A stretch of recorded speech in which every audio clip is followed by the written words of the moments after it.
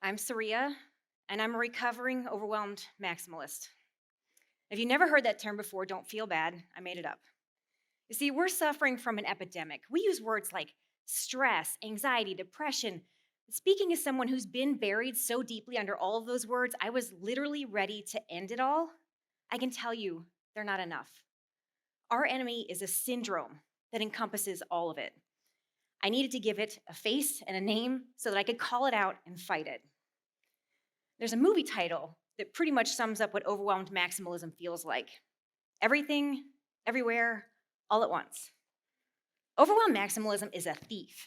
It steals joy, freedom, achievement, and purpose. Now, there isn't an overwhelmed maximalist anonymous, but if there were, at least 75% of us would be card carrying members. And it's really not our fault.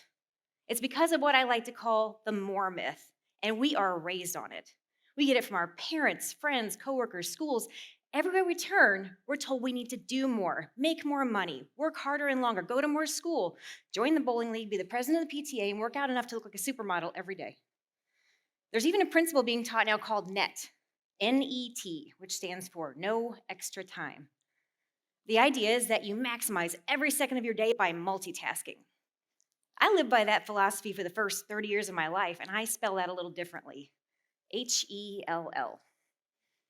Now, thanks to neuroscience research, we know some specifics about the costs of multitasking and the more myth. Our brains can handle 4 stimuli before the quality and efficiency of our work suffers. Just 4.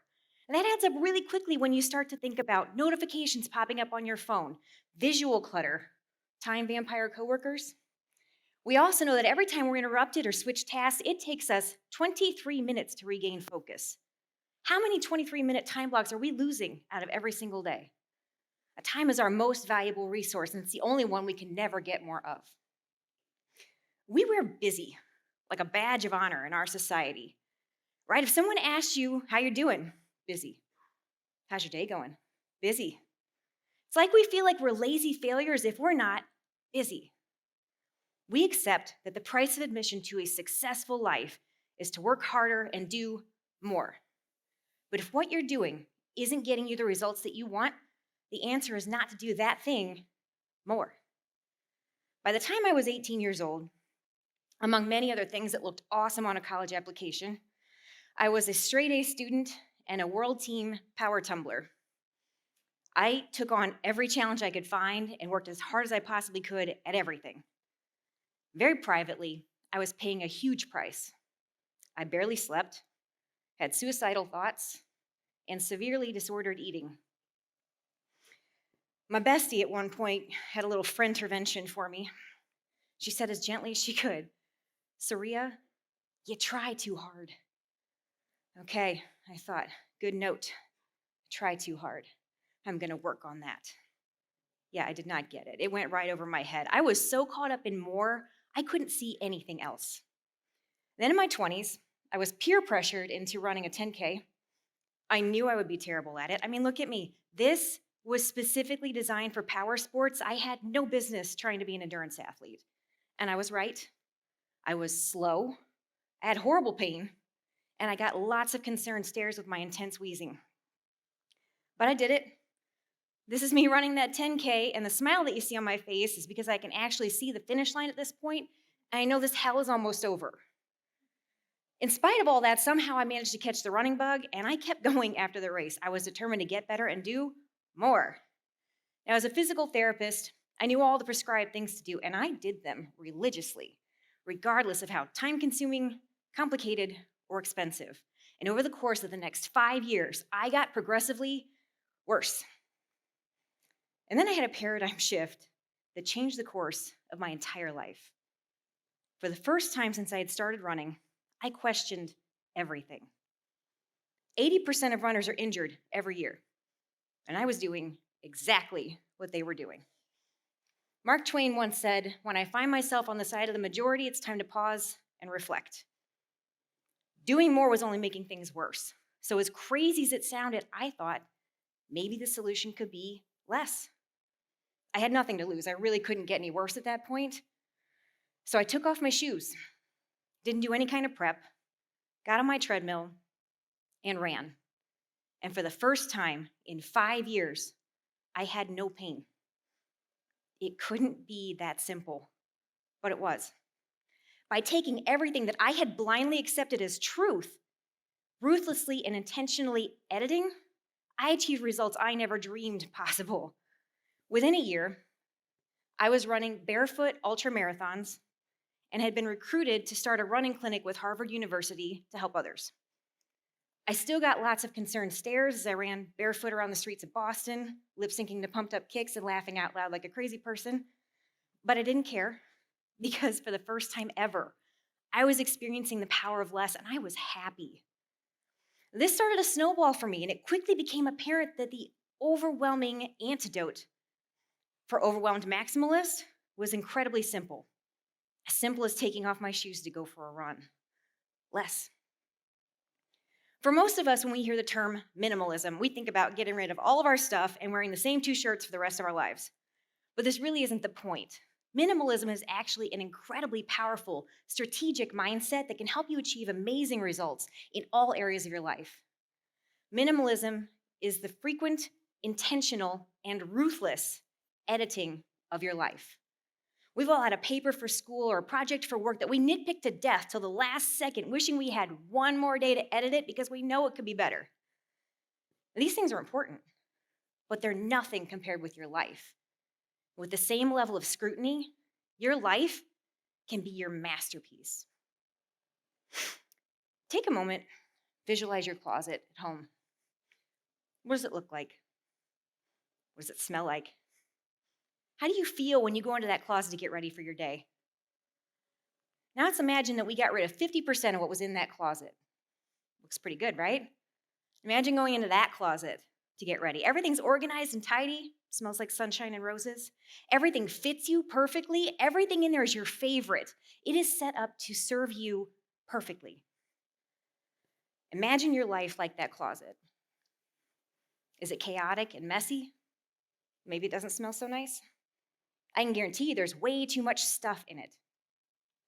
What if I said that the amount of stuff that's in your life that's actually moving you towards the greatness you're capable of deserve could be as low as 20%? 20%, and the rest is just jazz hands. According to a statistical principle called Pareto's Law or the 80-20 rule, it's not only possible but likely. Simply put, 80% of your desired outcomes could be coming from as little as 20% of your efforts. What would your life look like tomorrow if you edited out 80% of what is pulling your time, attention, resources right now? It all starts with a decision-making paradigm. So when an overwhelmed maximalist is presented with some sort of a decision-making opportunity, they come from an emotional, reactive place. Not a great place to make decisions from. From here, things are going to go one of 2 directions. Paralysis by analysis, right? We freeze. It's just too much. We don't know what to do. So we get no results. Of course, we didn't do anything. And from there, we get lovely feelings of failure and depression, which feeds right back in to our overwhelmed maximalism.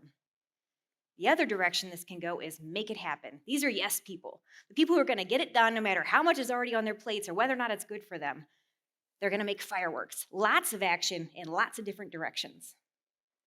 Pretty hard to hit a bullseye like that. So we get subpar results. And now we've got feelings of overwhelm, anxiety, and stress, which feeds right back in to our overwhelmed maximalism. Now, with the minimalists, when they're presented with the same decision-making opportunity, we see one critical difference.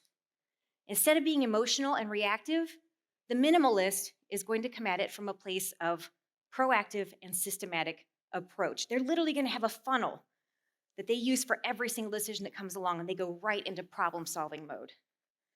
From there, we get this beautiful clarity, and we can actually make a bullet to hit our target. We have a very precise action. We know exactly what to do, and we're pulling the trigger. Every single time we go through this process, the process that you can set up for yourself, we get massive results, and we're going to crush that target. Now, we see minimalism in action in some of the top achievers in the world. Jeff Bezos, founder of Amazon, says it's his goal every day to make 3 good decisions, just 3. He focuses on the most important and impactful things, not necessarily the easiest, but those that will truly, drastically move the needle. Everything else gets eliminated or delegated. Gary Keller, founder of the largest real estate franchise in the US, uses an incredible minimalist strategy for his life and business. He says, when you find yourself overwhelmed, ask yourself, what is the one thing such that by doing it, everything else becomes easier or unnecessary? One of my favorite minimalist strategies is what I call the critical question. In 2021, I set my sights on a huge goal. The MR 340 is the longest nonstop boat race in the world. 340 miles on the Missouri River. I knew nothing about kayaking or this race, other than it looked really cool and I wanted to do it. So understandably, I was initially pretty overwhelmed by all there was to learn and consider. So I started editing until I got down to just the first step. What's the first thing I need to do? Sign up. Got it. That's easy enough. Got that. Step number 2, gonna need a boat. Now, I had visions of this cute little kayak I could toss over my shoulder and walk around with like I'd seen on TV. Apparently, for an ultra like this, I needed a 17.5-foot beast that barely fit in my garage. My next wake-up call when I learned what was involved with taking my new accessory out to the river for a training run.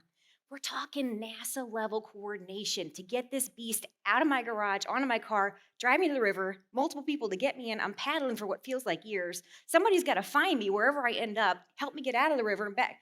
I had an oh shoot moment. I did not know how I was going to train for this thing. If I wasn't careful, it was going to completely consume my life and totally overwhelm me. And I've been there before. I'm not going back. I also wasn't going to fail. If I was going to do this and actually enjoy it, I needed a different strategy. So I took the overwhelming mountain of recommended prep, including an entire race series, and edited until I was down to the most basic critical question. And then I let that question dictate everything in my life leading up to the race. There's a pacer boat in the 340 called the Reaper. Its job is to move through the race at the minimum pace. And the concept is simple. If the Reaper beats you to any time point, you're out, no matter how far you've gone. So really, all I needed to do to finish this race was beat the Reaper. So that became my critical question. Will it help me beat the Reaper? If I eat this pizza, will it help me beat the Reaper? If I go to this event, will it help me beat the Reaper? If I have this conversation with this person, listen to this podcast, stay up an extra hour, or skip that workout, will it help me beat the Reaper? I went into that race that year with just 4 hours of kayaking experience and became one of only 35 women solos to finish, even though I paddled the first 40 miles with my paddle upside down.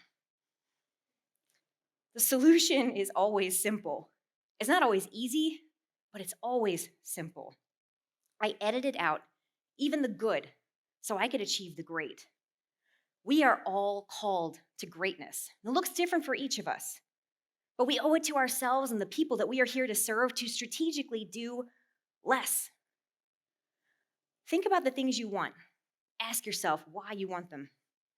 Think about the things you spend your time on. Ask yourself, is this serving me? Imagine the freedom that is waiting for you once you have a clear system in place to approaching decision-making and your life. Start with your own critical question. We all have reapers in our lives standing between us and our greatness.